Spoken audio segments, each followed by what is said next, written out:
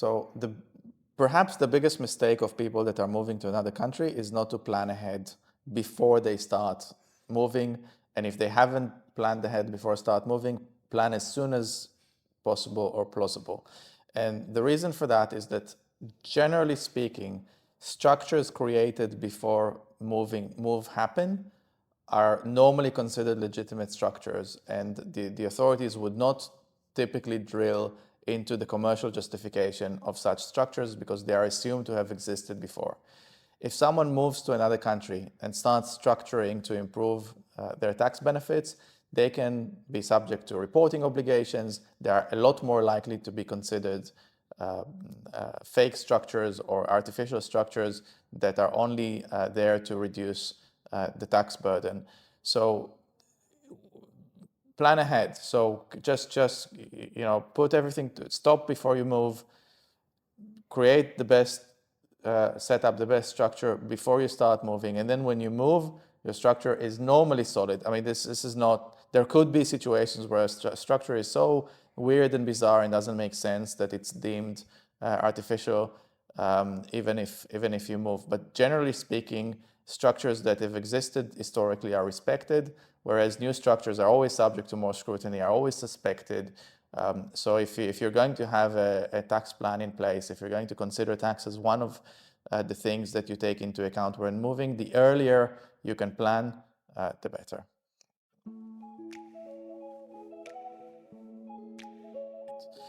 So some countries, a lot of countries actually, Portugal, Spain, Italy, and the UK, so almost any country that offers a tax benefits regime doesn't want people to use it. So it's there to attract people, but it's typically subject to application, and the application typically has a deadline. And if you miss the deadline, you're out. You lose the opportunity to apply for a beneficial tax regime.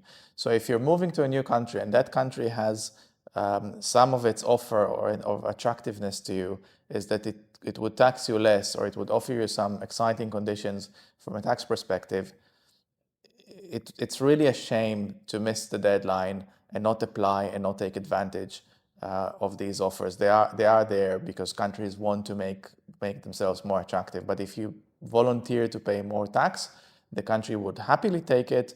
And if you lose the opportunity to apply, it's normally gone.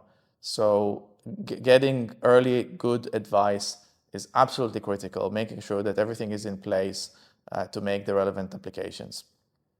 And some applications, they're not straightforward. So sometimes it's just a matter of filling a form. Sometimes you need to create a whole setup.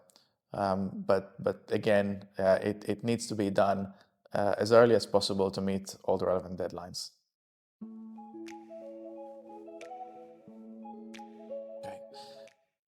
So expats need to understand that when they live in another country, if they're citizens of another country, if they have income from another country, if they're subject to taxation and reporting in another country, such as they're American citizens always have a reporting and taxation requirement.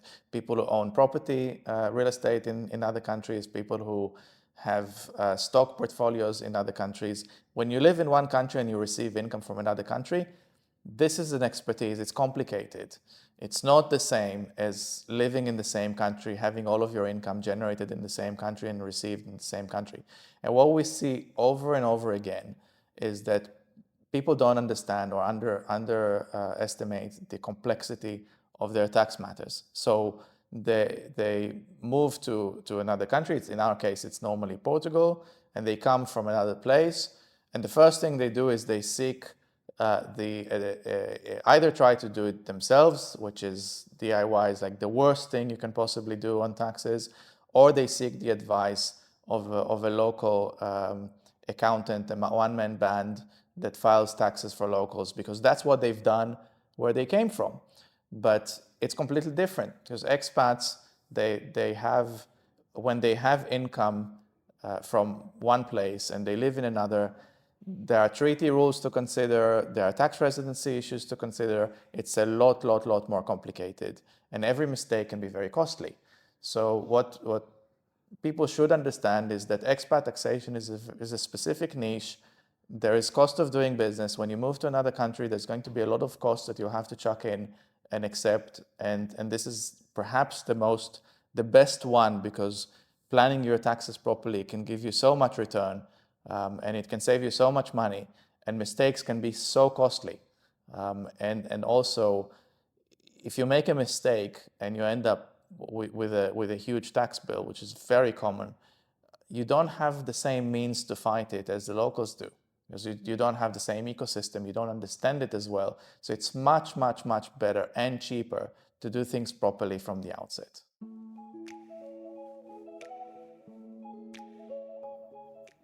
Maybe an expansion on how people sometimes look at things is that they grow up and they come from a certain culture. And when they move to another country, they assume that things will work exactly the same way.